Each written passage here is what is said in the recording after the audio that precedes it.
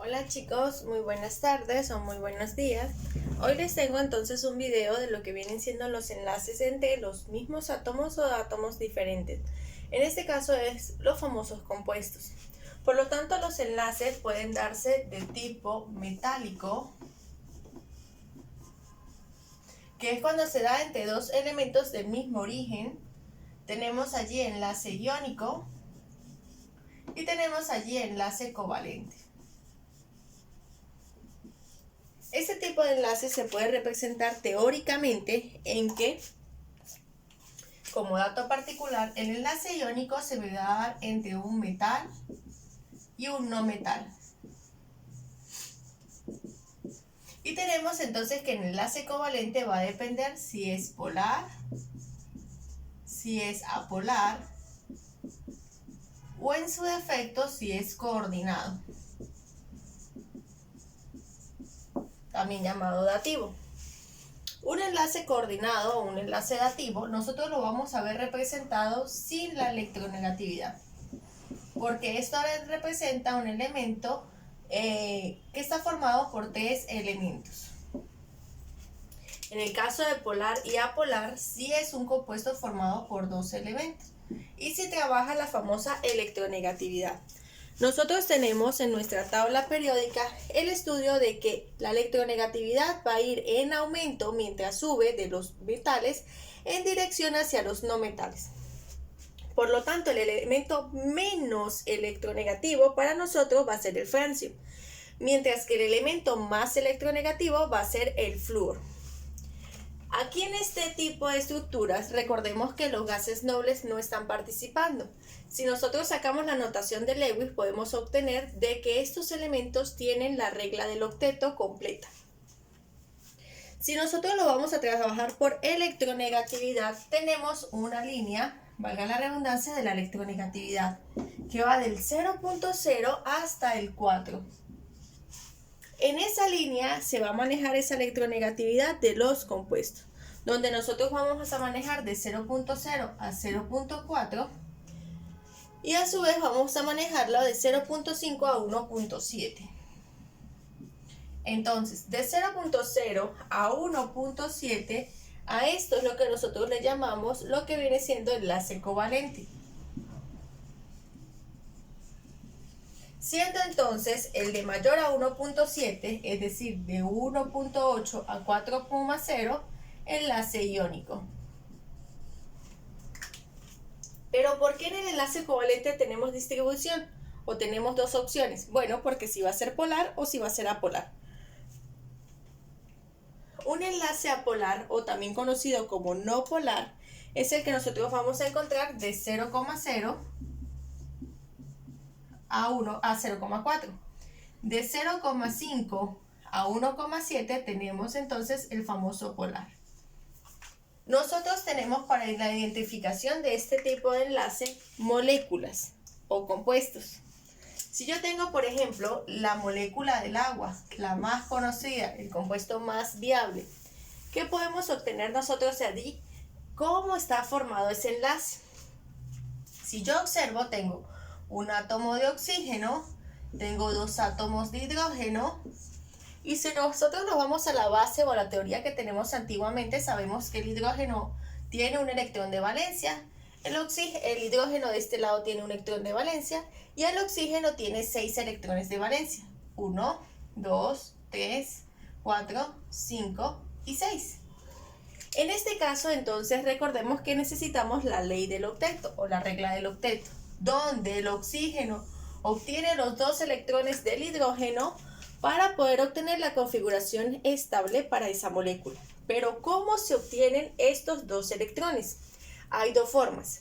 Uno en lo que el hidrógeno cede su electrón, se lo da, y otra en la que el oxígeno lo toma. En pocas palabras, es entonces una en que yo regalo, en que el hidrógeno le regala, y en otra en la que el oxígeno le roba. Entonces, ¿cómo sabemos cuál tipo de esos es? Lo sabemos por su electronegatividad. Si nosotros buscamos en tabla cuál es el valor de la electronegatividad que tenemos allí para el hidrógeno. La electronegatividad del hidrógeno es 2,1.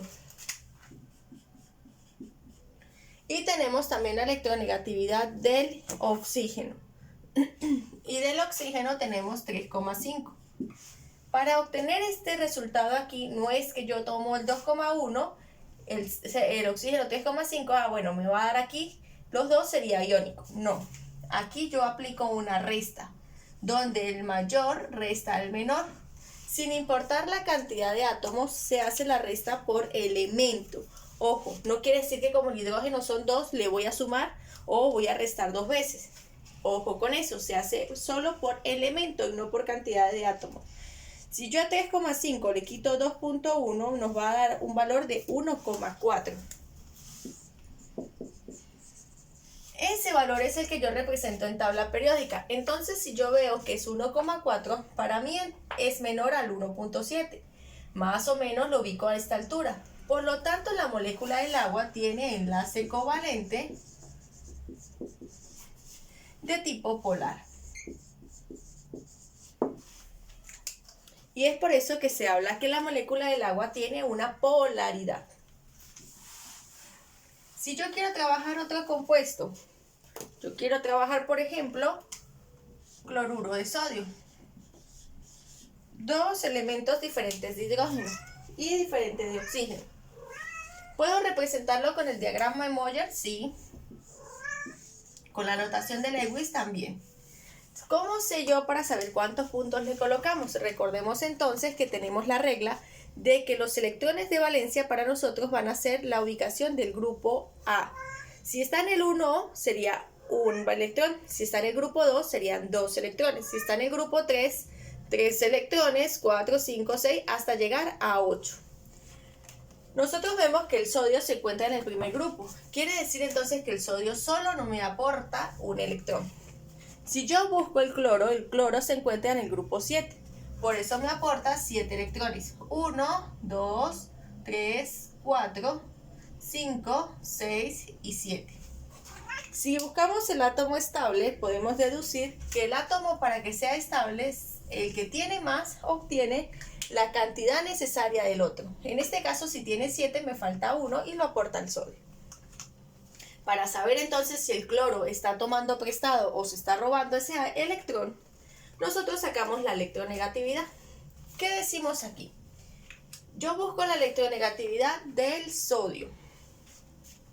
Y me dice que el sodio tiene 0,93. Y busco la electronegatividad del cloro. Si miramos la electronegatividad del cloro, me dice que es de 3,16. Muy parecida a la del oxígeno. Resto mayor menos menor sería 3,16 menos 0,93. A esto nos estaría dando un valor de 2,23. Entonces, 2,23 se ubica mayor al 1,8, por lo tanto, la molécula del cloruro de sodio o el compuesto cloruro de sodio, que aquí podemos reforzar qué tipo de compuesto es un compuesto que es llamado sal neutra. Esta a su vez entonces tiene un enlace iónico.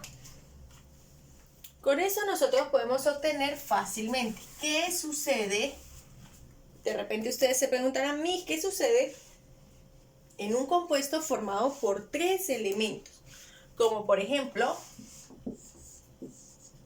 el hidróxido de sodio. Este compuesto automáticamente entra en un covalente coordinado, o también conocido como covalente dativo. Esta estructura tiene 3 elementos. Pueden ser de origen inorgánico, como el hidróxido de sodio, o podemos considerarlo como un compuesto orgánico. Por ejemplo, tenemos allí CH3OH. Entonces, eso es un alcohol.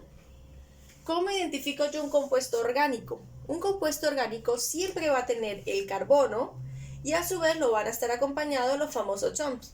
Puede ser hidrógeno, oxígeno, nitrógeno, fósforo o azufre. Pero siempre vamos a observar carbono e hidrógeno. Es la clave para nosotros identificar que es un compuesto orgánico. En este caso, recordemos también que tenemos la estructura de los enlaces dentro de los compuestos. Entonces es allí donde yo tengo, por ejemplo, esta cadena, este pequeño ciclo. Este pequeño ciclo tiene esta línea que esto se llama enlace. ¿Qué es un enlace? Es la capacidad de que tienen los átomos para compartir electrones. Es como, por ejemplo, que yo tengo mi mano, la voy a compartir, la voy a estirar, la voy a compartir mi mano con otra persona. Y entonces, al momento de que ya no queremos tener las manos agarradas, yo me quedo con mi mano y el otro se queda con su mano. Eso es la capacidad de enlace, cuando nosotros podemos compartir. Eso ocurre mucho en los compuestos orgánicos. Entonces nosotros podemos decir que cuando se encuentra uno solito, nosotros lo vamos a llamar enlace sigma. Si yo encuentro dos, uno de ellos va a ser el sigma y el otro va a ser el pi. Si se dan cuenta, en la mayoría de los compuestos, uno de ellos lo marcan más pequeñito. Ese va a ser mi pi. Si los marcan iguales, en realidad es indiferente porque las moléculas rotan. Entonces yo puedo marcarlo, por ejemplo, que este de adentro sea mi pi, y este de afuera sea mi sigma. ¿Qué enlace es más fuerte? Los enlaces sigma son más fuertes que los enlaces pi. ¿Qué más hemos podido trabajar o avanzar nosotros referente al tema de los enlaces? La formación de los compuestos, sobre todo los de origen inorgánicos. Si yo tengo esta representación, Al2O3, oxígeno ya es un óxido, aluminio, metal o un óxido básico. Si yo tengo la representación que vimos hace un momento, cloruro de sodio, cloro, no metal, sodio, metal, eso es una sal. Si yo tengo, por ejemplo, hidrógeno y azufre, esto es un ácido de característica hidrácida. Si yo tengo, por ejemplo, esta representación, ¿también es un ácido? No, el hidrógeno está en otra posición, esto es un hidruro metálico. A esto nosotros podemos obtenerle lo que viene siendo el valor de sus cargas. Porque recordemos entonces que los electrones de valencia son las mismas cargas que se representan. Por eso es que hay elementos que pueden tener una valencia, dos valencias, 3, 4, hasta 5 valencias. Aquí en este compuesto, ¿cómo sabemos nosotros para obtener, por ejemplo, cuál es el valor de la carga? El oxígeno siempre va a ser menos 2, a excepción que sea un peróxido. Entonces sería menos 2 por 3, menos 6. Debo buscar que la molécula se estabilice dándome 0. Entonces, un número multiplicado por 2 que me dé 6. Si yo busco, entonces sería 2 por 3.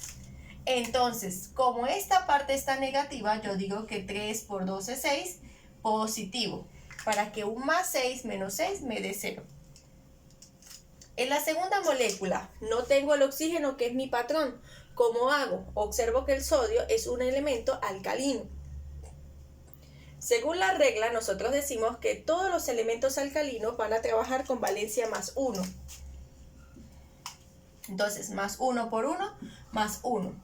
Entonces, podemos deducir que para que esta molécula me dé 0, el cloro debe estar trabajando como menos 1. En este caso, tengo hidrógeno, no tengo oxígeno, que es la base, y el azufre no es un elemento alcalino. ¿Qué hacemos nosotros aquí? El hidrógeno también es una base como el oxígeno, por lo tanto, él va a trabajar siempre como más 1. Por eso en la tabla periódica podemos encontrar en las valencias del hidrógeno más 1 o menos 1, porque el menos 1 trabaja en casos particulares o casos especiales. Sería más 1 por 2, más 2. Quiere decir entonces que para que esto me dé 0, el azufre está trabajando con menos 2, porque menos 2 por 1, menos 2. Aquí viene el famoso caso especial. Si yo coloco que el hidrógeno va a ser más 1 por 1 más 1, pero el litio es un metal y un metal alcalino, y ese alcalino trabaja con más 1 más 1 más 1 me va a dar 2. Entonces, ¿qué hacemos aquí? Es ese famoso caso especial del hidrógeno, donde el hidrógeno en este caso va a trabajar menos 1, para que el litio con su carga positiva se haga el complemento y nos pueda dar el 0. Entonces, en conclusión, ¿qué podemos nosotros concluir para poder obtener cargas? 1. Tener la tabla periódica. Punto número 2. Saber entonces que el oxígeno siempre va a ser menos 2. Que el hidrógeno siempre va a ser más 1, en casos excepcionales trabaja como menos 1. A su vez decimos que todos los elementos alcalinos, litio, sodio, potasio, rubidio, cesio y francio, trabajan con +1, todos los alcalinos de la tabla. Lo que es berilio, magnesio, calcio, estroncio, bario y radio trabajan con un +2. Siempre es una regla, la cual se mantiene a lo largo del tiempo y es una regla que también la trabajamos en redox. Si me dan un elemento, por ejemplo, como boro, carbono, fósforo, cualquiera de ellos, entonces ¿qué sucede? Bueno, si me dan un elemento cualquiera de ellos, tomamos uno de los elementos básicos, sea alcalino térreo, sea oxígeno o sea hidrógeno. Es decir, tenemos 4 opciones básicas que ellos siempre van a estar allí presentes en las moléculas y que todos los compuestos tienen que darnos siempre al final un 0, que significa la estabilidad del compuesto. Espero, chicos, entonces que le haya servido. Por allí hay otro video de funciones inorgánicas, de repente para reconocer un poco más y reforzar cómo se me forman óxidos, hidróxidos, ácidos y sales. Que pasen una bonita tarde, nos estaremos viendo en las clases.